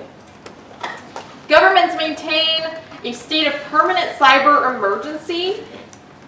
So that's a kind of knowledge, right? This could be exaggeration or fabrication. Permanent emergency offers a master narrative, we already know about that, yes, that can be invoked to justify restrictive controls, such as surveillance. Positioning cybersecurity as warfare establishes that concept in the minds of all parties to that war. So everybody is now in on it. It's not just the United States, but everybody invests in that master narrative. Focusing on attack and defense lead to unintended consequences, state purchasing of vulnerabilities. Positioning cybersecurity as an existential threat allow for exceptionalism and deviance. So like we kind of, another master narrative is American exceptionalism, right? So like suddenly we're the special ones that need to continue. Both national and supranational. Exceptionalism based on existential threat can be observed in modern societies, including cybersecurity threats. Fear propels citizens into the waiting arms of whoever might be ruling. So we need to depend on our government to make sure that we are safe. So we're going to imbue them with more power so that they can keep us safe. Fear may be a necessity justification for power. It is straightforward to conceive of such justification as a function of interstate crisis, particularly with threats that are hard to understand, such as cybersecurity. So this just is saying those that have the knowledge of cybersecurity get to make those decisions. Like you and I, unless maybe you're much smarter than me, I don't doubt it. But I know nothing about cybersecurity. I could not tell you anything about how that works. And so suddenly all of my trust is in experts and they can determine what kind of policies are passed without my knowledge, right? Because I have no idea. Blah, blah, blah. Okay, words in cybersecurity discourse, now we're talking about rhetoric, right? May carry encoded ideologies, master narrative, that maintain power structures, right? This is the power knowledge stuff from before. References to nation state along cyber threat carry an association of war being waged by established enemies of the West, also master narrative. Such references maintain hegemonic power. By assigning a moral dimension to cybersecurity, citizens may be discouraged from challenging the need for intrusive controls associated with it. Specialist cybersecurity language provides power to those that can understand it. And interpretation provides an opportunity to imbue translation with meanings. Language is a means by which reality is experienced and constructed, which is what? Rhetoric. So smart and so good. Those who have power to interrupt have the power to construct reality, or interpret, have the power to construct reality. Cybersecurity may offer a channel through which beliefs can be established and maintained. Cybersecurity abounds with military tropes, which is what? Militarism. Militarization, happening right here. The perception of always being at war from cybersecurity perspective may be motivated by a masculine desire for various narratives, demonstrating masculinity through metaphor and bravado. More linked to rhetoric. All right. Securitized governmentality justifies extinction in the name of saving life. What kind of argument is that? Yeah. It's an impact. Here's the big word, my peeps. We love it. Extinction is coming. All right. There was a parallel between disciplinary power. You now know about it, right? What's disciplinary power? With institutions make power productive. Or no, that's not right. You're very close, yes. Is it when people, they take it upon themselves to like act a certain way in certain situations? Yes, we do certain things because we're taught to and we know that there are repercussions.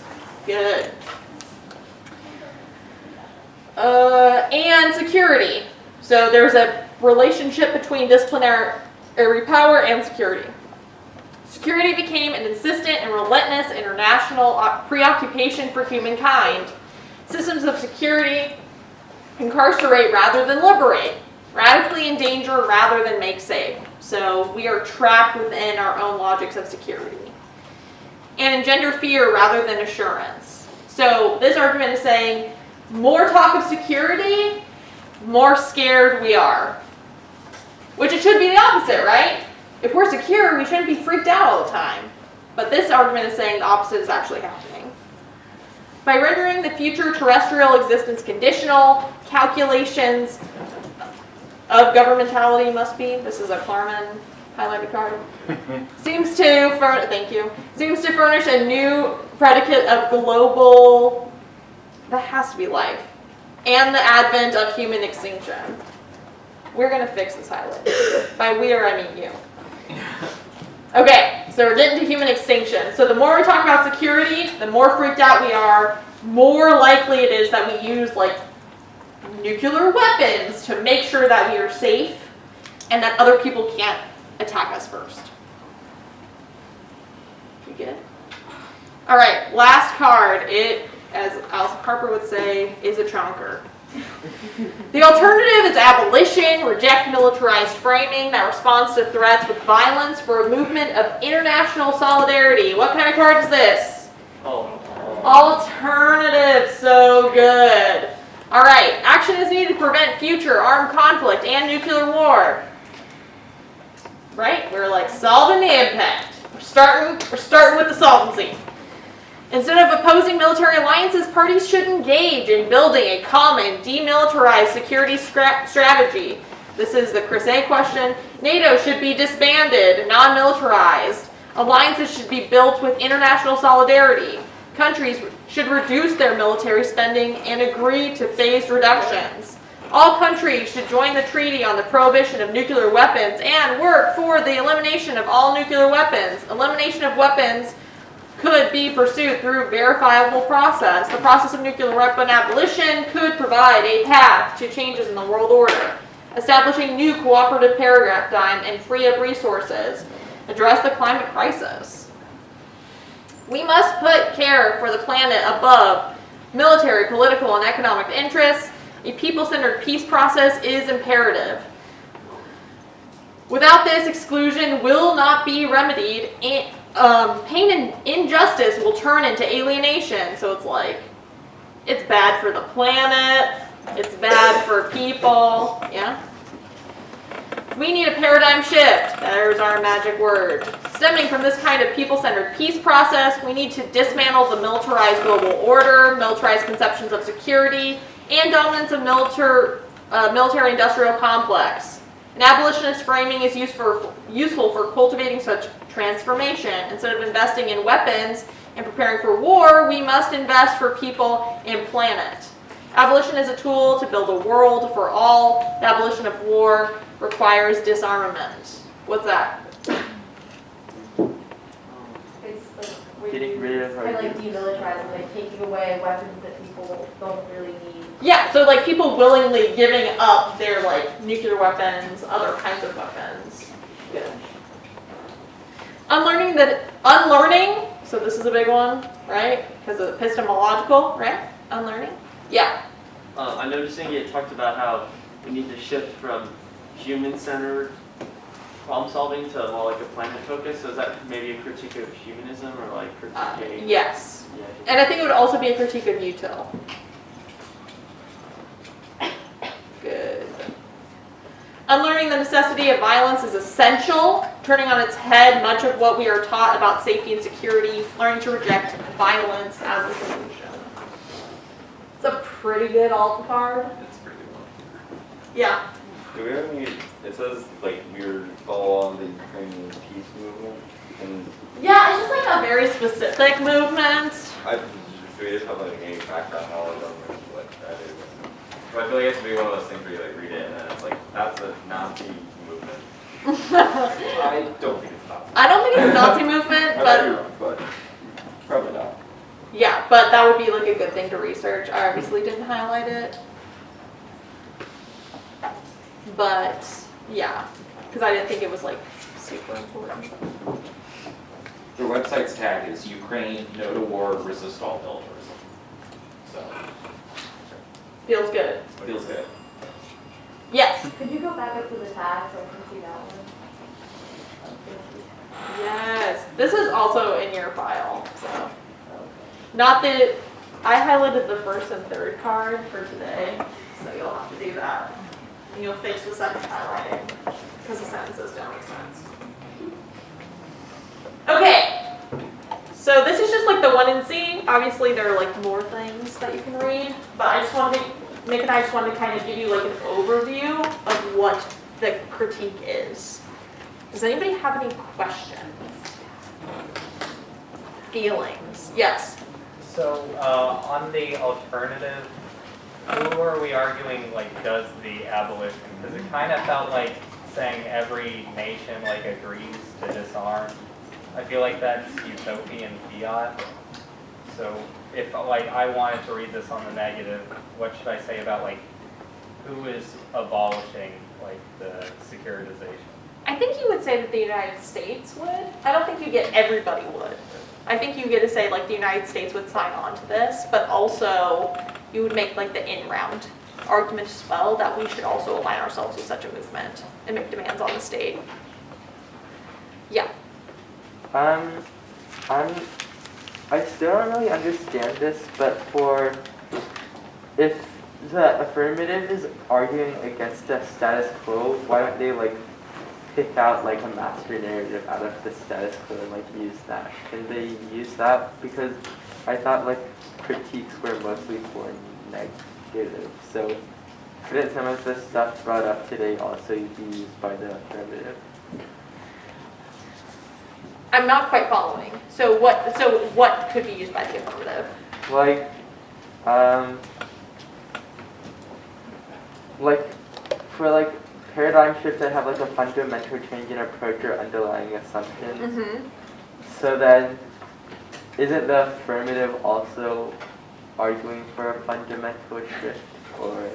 I don't think that they're. I think that the negative's argument would be that the affirmative is continuing on a path of like our current paradigm, which is to securitize. So they would say, like, I don't think in the world of the affirmative that it would lead to abolition. Obviously, they'll make arguments that say that it could happen that way. But I think that the argument of the negative is to say, you're perpetuating militarism and securitization, which is bad. Does that make sense? Yeah. Can I also add real quick? I don't know if this quite answers your question or not, but not all master narratives are bad, and not all governmentality is bad. So like, wash your hands. Like, please, flow of God, wash your hands. Like, that is an instance of governmentality, maybe to some extent a master narrative. Right, so don't automatically think these things are bad. Like, obviously the critique would say that these particular master narratives are bad. But, yeah. Yeah. I could be wrong about this, but I think a weak point in the alternative part is the fact that the U.S. abolishes security, but doesn't really, I don't know if you said, doesn't really say other countries do. Mm-hmm. And especially against this act, I think as an act, you could just easily say like Russia doesn't desecuritized, and it just makes the U.S. weaker, and Russia attacks even more and has an easier job than the U.S. I think that that's a great answer. So basically what he just said is that by desecuritization, or by desecuritizing and doing the alternative, we leave ourselves vulnerable to Russia, which means that, like, inevitably we all die from nuclear war and that happens. So, yeah, I think that's a great answer. Is there anything I could say at night against that? Yeah, you would say it's that very logic that perpetuates our need to continuously build up our arsenal, which we have argued is what makes nuclear war happen, not the de-escalation. Yeah. Chaos. Oh, last but not least, let's talk briefly about K affirmatives. Not at this camp, but in real life. Sometimes the affirmative could say something like, we are going to reject the topic, the norm of debating the topic, because we think that the logic of the topic itself is bad. If you want to talk more about how you would answer that as a policy team, you should come to my selective this evening, where we're going to talk about framework. Makes the game work. Makes the game work. Anything else you want to add to that? I don't think there's anything to add right now. No. Like, you all should be aware that chaos exists is a thing that you will likely debate against. And they always question the norm of the resolution being debated. And if you are unfamiliar with how to debate against them, I would retweet, you should go to Standing Selective tonight. Okay, anything else? Any other questions? Feelings? Thoughts? Yes. Okay, so if you're going for the pay, how much time allocation should you put into like going for it in your remote? This, I mean, it really depends on the round. I've seen some people take like case in the K and the 2 in C, or the 1 in R takes the K. It just depends on what you want to do. I always like in the block that you should have like potentially 3. Hey, don't pack up yet. Come on. We're still talking. Amy's talking. You should have potentially 3 avenues for winning. So like let's say that the 1AR, because then that's like really important, because once the 1AR goes, you can pivot pretty easily. And so so you just want to really think about like what you're ahead on, what you could get more ahead on, but have backup plans in case like everything goes terribly wrong in the 1AR. Anything else?